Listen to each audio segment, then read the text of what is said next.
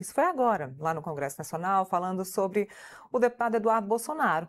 E o contexto traz agora ao vivo uma entrevista exclusiva com ele, o deputado federal Eduardo Bolsonaro, que nesta segunda-feira foi denunciado pela Procuradoria-Geral da República, juntamente com Paulo Figueiredo, por coação durante o processo da trama golpista. Tem esse assunto, tem muito assunto para a gente conversar.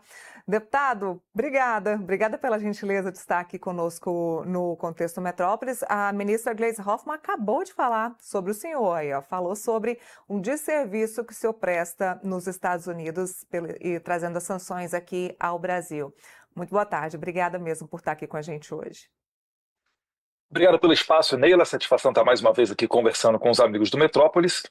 Eu não espero nada diferente da Gleisi Hoffmann, né? Ela mostra toda a sua incoerência, pois no passado ela não tinha essa mesma opinião, quando seus colegas de esquerda iam ao exterior fazer qualquer tipo de denúncia daquilo que ocorria no Brasil, né? E eu não posso esperar nada mais, nada menos do que eles, do que essa incoerência também com relação à anistia. Em 1979, foram anistiados sequestradores, homicidas, latrocidas, as pessoas mais violentas do país. E agora, O Bling é o RP mais amado do Brasil, você já sabe. Mas sabia que com a gestão financeira do Bling você acompanha tudo o que acontece com seu dinheiro em um único lugar? E ainda tem uma conta digital super completa e simples de usar? Gestão inteligente para vender mais e se preocupar menos.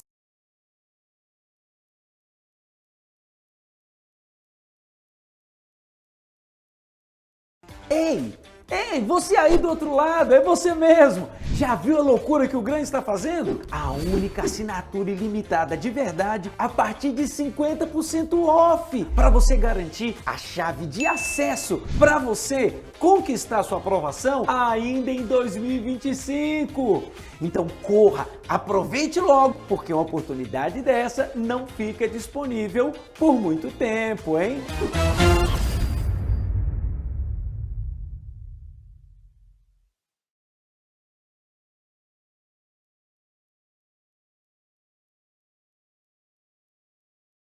Bastidores e que estão prontos para conversar na semana que vem. O senhor entende isso como um balde de água fria nas articulações que vocês vêm fazendo aí nos Estados Unidos? negativo. Isso é prova de que o Trump tem uma estratégia. Se ele estivesse sancionando por sancionar, apenas por uma questão de vingança ou para fazer o mal àqueles que são violadores de direitos humanos, ele estaria a todo momento despejando a maior força possível nesse conflito. Então, ele fez aquilo que ele é acostumado a fazer, que é estressar a relação, para depois sentar-se à mesa onde ele quiser, quando ele quiser e na melhor posição possível para defender os interesses dos americanos, que é a política dele, America First. Então agora a bola está do lado do Lula. Ele vai ter que costurar essa agenda, vai ter que honrar essa agenda, ou você acha que ele vai negar se encontrar com o Trump? Se ele fizer isso, vai ser destruído. Então ele vai ter que se encontrar com o presidente americano. Faço apenas a ressalva de que esse encontro por si só não é sinônimo de vitória. Pode olhar os arquivos aí e ver, por exemplo, o primeiro-ministro britânico, o presidente da África do Sul, o próprio presidente da Ucrânia, Zelensky, diversas vezes, né, quando eles entram no Salão Oval, por vezes ele acaba ouvindo verdades inconvenientes, o que também mostra muito o estilo do presidente Trump. Uma pessoa espontânea, né, autêntica, que não pensa duas vezes antes de falar, porque é acompanhado da verdade. Então, eu não fiquei nem um pouco surpreso.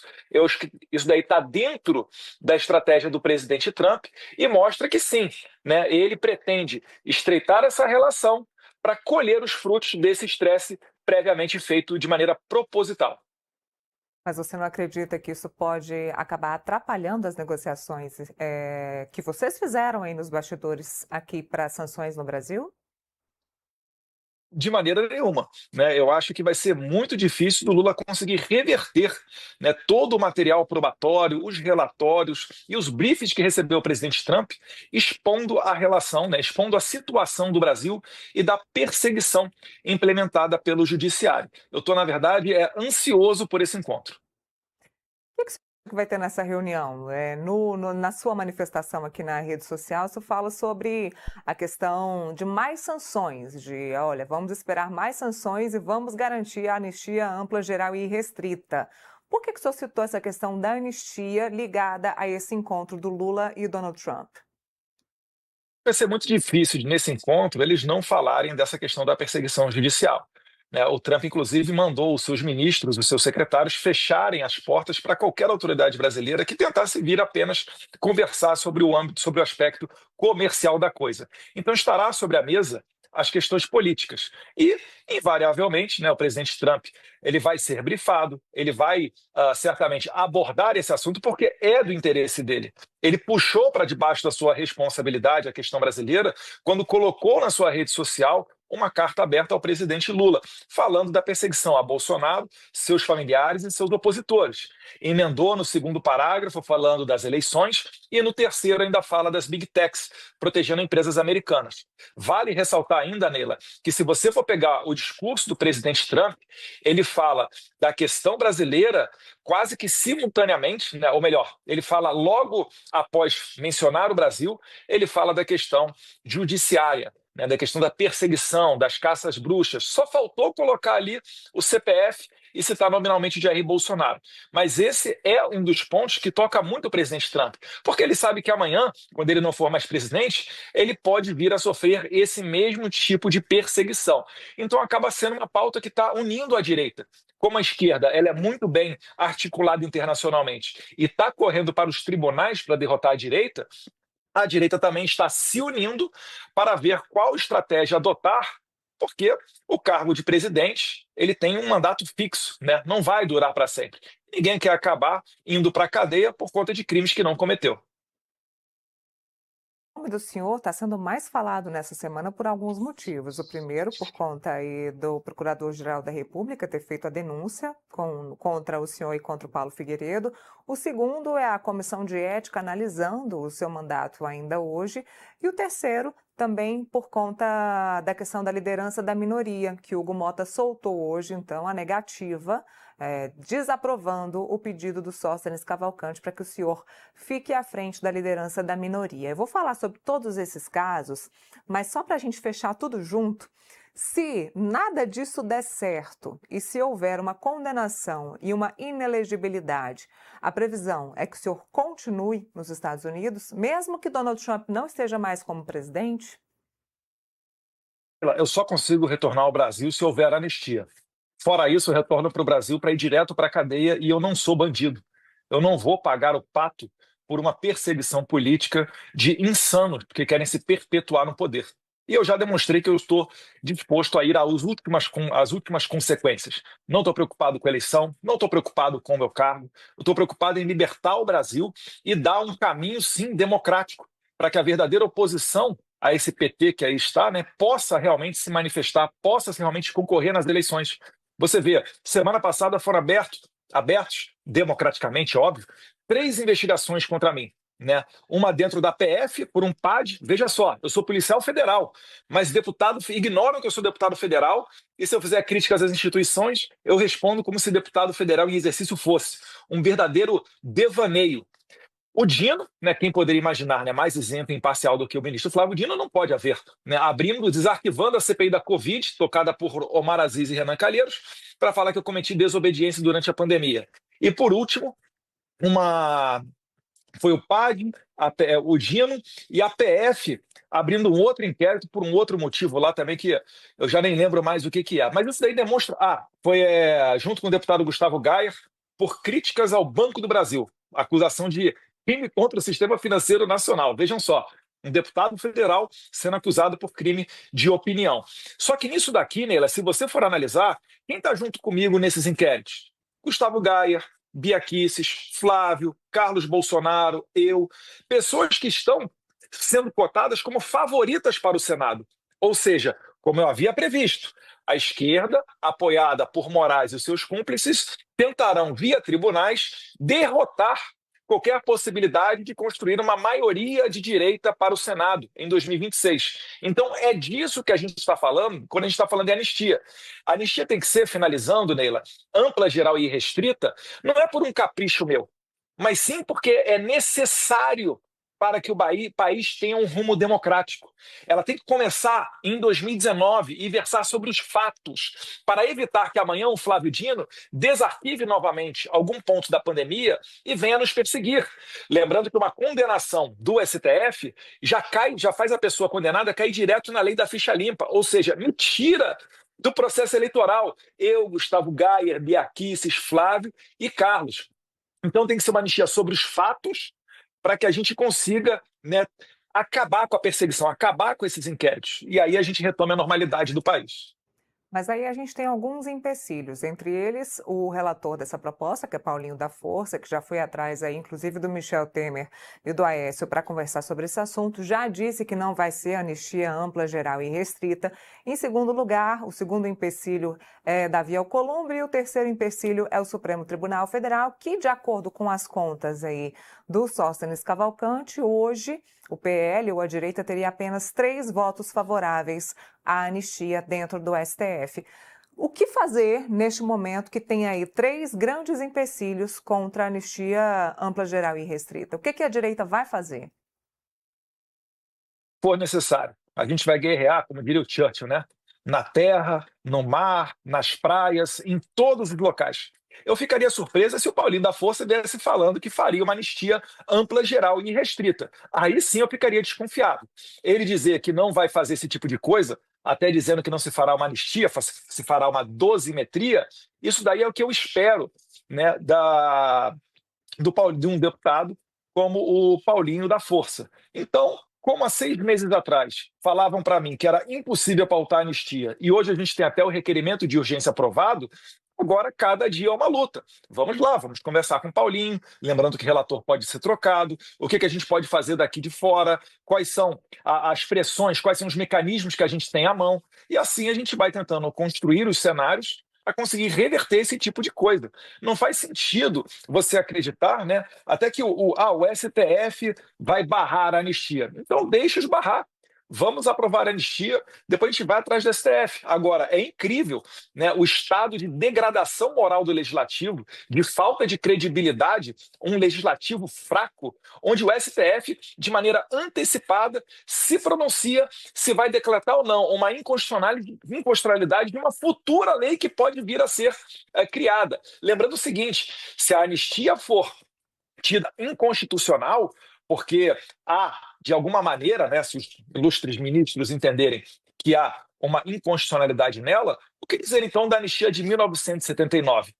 Se a Constituição de 88 ela não permite uma anistia que a gente está discutindo agora para essas pessoas, então em 1979 a anistia dada pela lei sancionada pelo presidente General Figueiredo, ela também não teria sido recepcionada pela Constituição de 1988.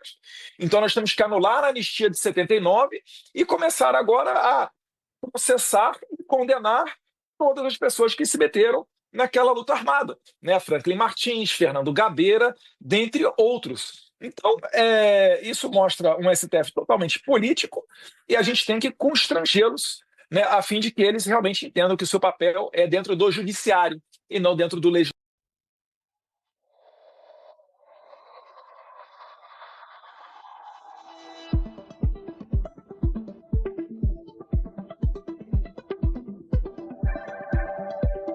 Fala Estrangeira. Fala Estrangeira.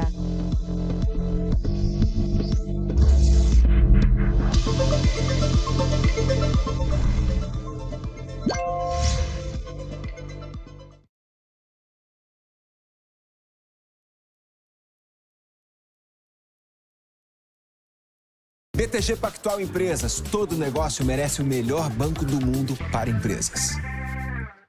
Consultar Valdemar Costa Neto e Arthur Lira acabou prometendo pautar a anistia em caso de apoio à candidatura do Hugo Mota.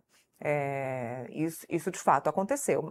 Mas a pergunta é, onde entra o Hugo Mota agora? Qual é o papel do Hugo Mota e qual é o posicionamento dele nesse momento aí, nesse jogo político? O Hugo Mota é um refém do regime, né? Ele está sofrendo extorsão do ministro Alexandre de Moraes. A gente compreende isso, mas isso não o isenta de críticas. Eu esperava mais coragem dele, né? Se ele poderia perfeitamente seguir o regimento interno da casa e avalizar a minha liderança da minoria, mas ele prefere perseguir por entender que nós somos o lado mais fraco da força. Então, o que a gente tem que fazer? A gente tem que levantar a temperatura em cima do Hugo Mota. Eu não tenho outra saída, né? Se ele está indo por esse caminho, eu tenho que seguir as ferramentas que estão aqui à nossa disposição. A primeira delas é denunciar esse descalabro. Ele, primeiro, não permitia que eu registrasse presença através do celular, sendo que nas quintas-feiras isso ocorre com muita frequência, as chamadas sessões virtuais, onde as pautas são consensuais e o deputado apenas marca presença e formalmente são aprovados projetos que todos os líderes concordam. Até nesse tipo de coisa, Hugo Mota veio a me perseguir, a não permitir que eu registrasse presença. Então ele está fazendo um esforço acima do normal, muito provavelmente para agradar o ministro Alexandre de Moraes, que inclusive mandou a sua Polícia Federal para a casa do pai dele, que é prefeito lá no Nordeste, para ameaçá-lo. E depois desse dia, Hugo Mota mudou da água para o vinho, né? O que antes era uma posição a favor da Constituição, a favor da anistia, aquele discurso que ele deu sensacional, né? Citando até Ulisses Guimarães na sua posse, agora vai por água abaixo. Mostra-se um presidente com muita dificuldade dentro do parlamento, apela para a força, né? Vai querer aí agora suspender esses parlamentares, mas, né, a gente lembra que a esquerda, recentemente, quando ela chegou a ocupar, por exemplo, o plenário do Senado, nada aconteceu. A gente vai ter que sempre batalhar a favor de justiça, mesmo dentro do Congresso Nacional. Podemos esperar mais sanções de Donald Trump aqui para o Brasil? Vimos uma ontem, né? A esposa de Alexandre de Moraes, o ministro Alexandre de Moraes, foi punida aí com a Lei Magnitsky. Podemos esperar mais sanções? Olha, eu não falo pelo governo americano, mas eles têm uma série, né, de instrumentos a serem utilizados quando eles bem entenderem aumentar a pressão. Vale lembrar, ontem foram várias autoridades de alto nível americanas, né, que se declararam a favor da medida dessas sanções e que entraram em campo para vocalizar isso, o que mostra um governo Trump 2.0 muito mais coeso e uníssono daquele que foi no primeiro mandato dele. Então, além do secretário Rubio, nós tivemos ali o secretário Scott Bessent, né, o 01 do Tesouro Americano, a pessoa mais influente no mundo quando se fala em política pública e econômica. Nós tivemos Christopher Landau, Darren Betty, várias outras pessoas do State Department, tudo replicado em português pela Embaixada Americana. Então, tudo isso daí mostra que o governo americano sabe o que quer e está disposto a ir nesse sentido. Eu acredito que, a depender da reação brasileira, se continuarem respondendo isso com abertura de inquéritos, né, aumentando a temperatura da censura, aumentando a perseguição política, eu acho que os americanos tendem a seguir também com a temperatura alta. É a análise que eu faço do lado de cá. Alexandre de Moraes, quanto mais pressão vier do governo norte-americano, pior pode ser a condenação para o seu pai, para o ex-presidente Jair Bolsonaro? Isso não pode ser revertido dessa forma? O Alexandre de Moraes é um ser totalmente político, mas eu já sei que ele quer matar o meu pai. O Alexandre de Moraes só não mandará Bolsonaro para a Papuda se houver, né, uma influência mais forte do entorno dele. E eu não acredito nas promessas futuras do Moraes. Estou vendo nos corredores muita gente falando em acordos, deixa o Bolsonaro domiciliar até passar a eleição do ano que vem, depois vota-se uma anistia realmente ampla, geral e restrita, etc. Eu não tenho como confiar nas pessoas que em 2022, depois daquela carta do Temer, onde aparentemente o presidente Temer intermediou uma negociação entre Bolsonaro e Alexandre de Moraes, prometendo acabar com os inquéritos, e nada disso foi cumprido. Eu queria perguntar ao presidente Michel Temer se ele honra a palavra dele e se ele está disposto a cumprir aquela promessa de 2022 ou se isso de fato não existiu e aquela carta atribuída ao Temer, até hoje nunca negada, né, é uma fake news. Então isso tudo é que está em jogo. Eu estou preparado para resistir, para ser resiliente, entendo que haverá sacrifícios, mas o que está em jogo são as próximas décadas, é o futuro do país, é o futuro das nossas crianças, e não um indivíduo ou um grupo de pessoas. O ex-presidente Jair Bolsonaro também pensa da mesma forma, de que ele pode ser punido por conta dessas sanções de Donald Trump aqui ao país? Olha, Adela, se você perguntar para qualquer pessoa que está em cativeiro, é claro que ela vai querer evitar o mal pior, a promessa de mal pior perpetrada por aquele criminoso, né? Mas o Jair Bolsonaro, o que eu vejo? Ele é uma pessoa que é refém disso tudo. Ele não está em condição de tomar uma decisão. Me causa, assim, até espanto determinados políticos que falam que, não, Bolsonaro falou isso, Bolsonaro falou aquilo. Ora, né, são pessoas que só estão esperando, né? Elas vão lá, um criminoso bota uma arma na tua cabeça e fala: você quer isso ou aquilo? Ah, não, ele quer aquilo, então vamos respeitar que a vontade dele é livre. Não, Bolsonaro já está em cativeiro, né? É difícil de você medir o quanto de liberdade que ele tem nas tomadas de decisões e sequer se essas decisões estão realmente sendo tomadas pelo presidente Jair Bolsonaro, uma vez que ele está incomunicável. Eu gostaria, Neila, de até ter, né, a real medida daquilo que pensa o presidente Bolsonaro, mas desde antes da sua condenação, eu já estou impossibilitado de vê-lo democraticamente para o bem do Brasil por uma decisão do nada imparcial Alexandre de Moraes. Aquele mesmo que falou: temos que pegar o Eduardo Bolsonaro, nas matérias que o Glenn Greenwald publicou na Folha de São Paulo.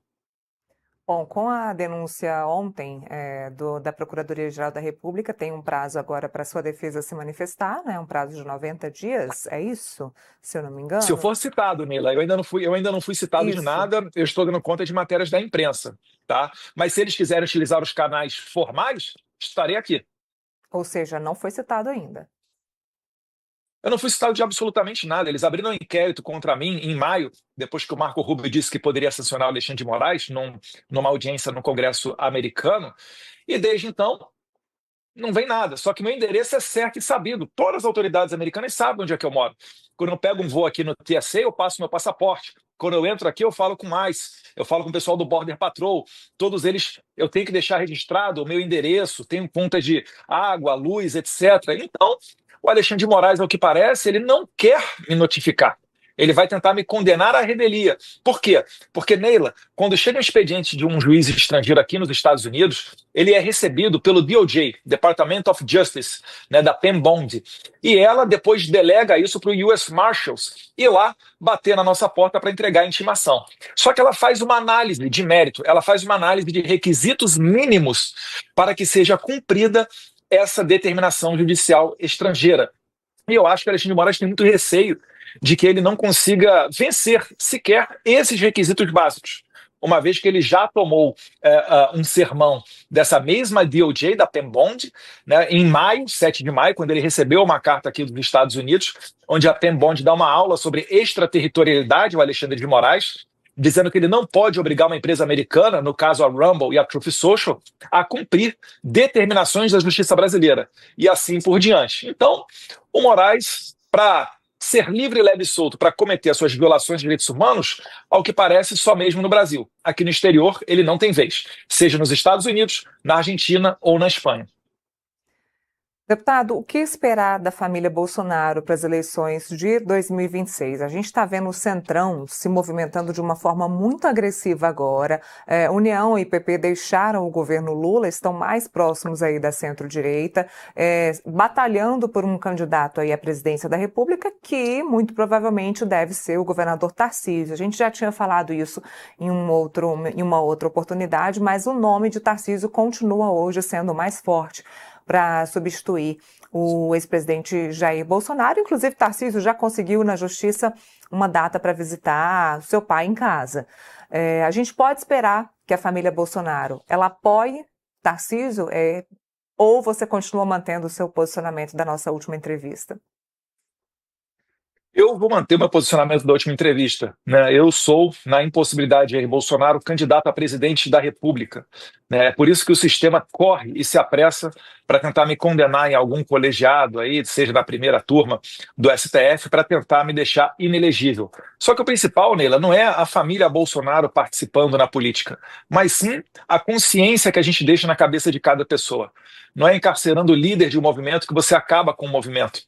As pessoas não vão, né, depois de descobrir a verdade, depois de ver como é que funcionam as engrenagens de Brasília, voltar a trabalhar de maneira serviçal para sustentar um regime que não lhes serve, né, pagando altos impostos para que uma casta viva no luxo e eles sem oportunidade. Então isso daí é o principal, é nessa força de consciência que eu acredito para libertar o Brasil, e a eleição ela só me coloca num cargo com um pouco mais de poder, né, com o poder da caneta, para fazer algumas coisas que os cidadãos não podem, como articular projeto de lei, propor projeto de lei, fazer destinações orçamentárias.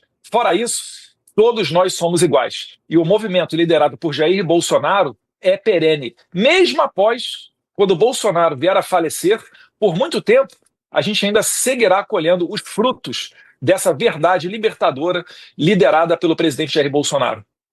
Se não houver essa possibilidade, o senhor se tornar inelegível por conta de denúncia da PGR, por conta de cassação do mandato na Câmara dos Deputados, enfim, por conta de vários motivos, se o senhor estiver inelegível, a gente pode esperar que Eduardo Bolsonaro apoie Tarcísio de Freitas? Olha, se eu tiver inelegível porque eu fui condenado pela minha atividade nos Estados Unidos, eu acho provável que os Estados Unidos não reconheçam a eleição do Brasil, né? Vamos combinar que seria um tanto quanto humilhante para o presidente Trump permitir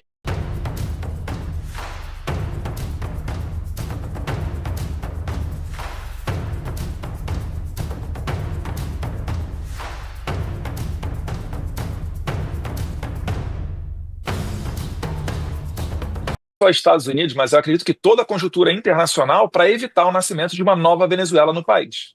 Fora isso, né, dos males, o menor. Onde o Lula tiver, eu certamente vou estar do outro lado. Bom, para a gente terminar, minha última pergunta é: o senhor se arrepende de alguma forma das tratativas ou das articulações nos Estados Unidos que acabaram trazendo essas sanções tarifárias aqui para o Brasil? De maneira nenhuma, né? Nós nunca lutamos por tarifas, essa foi uma decisão tomada pelo presidente Trump, e eu confio no presidente Trump, acho que ele tem muito mais experiência do que eu acredito que é uma estratégia certa e se demonstrou certa, porque, mais uma vez, no passado recente, ninguém sequer admitia discutir a anistia. O projeto que foi votado à urgência do Marcelo Crivella é de abril de 2023. Nós estamos em setembro de 2025. Ora, bolas, por que só agora a gente está falando de anistia, votando requerimento de urgência e falando até em texto? É por causa dessas sanções norte-americanas. Então, tudo isso daí já está surtindo efeito. Que a batalha é longa, ela é árdua, mas a gente vai resistir. É como o professor Olavo costumava dizer, né? Não parar, não precipitar, não retroceder. Quem resistir mais vai ganhar essa batalha. E certamente eu ficarei aqui nos Estados Unidos resistindo quanto tempo for necessário para resgatar a democracia no nosso valoroso Brasil. Então vamos acompanhar hoje o Comitê de Ética da Câmara dos Deputados, vamos ver o resultado que sai. E te peço, se por acaso for citado, se a citação chegar aí nos Estados Unidos na sua casa, conta pra gente. Não só deixarei claro, né, esse recebimento, como tornarei público o meu depoimento para todo mundo me ouvir. Muito obrigado, Nila, pelo espaço mais uma vez. Parabéns pela coragem do Metrópolis de abrir os microfones para mim. Eu que agradeço. Obrigada pela gentileza mais uma vez. Até a próxima.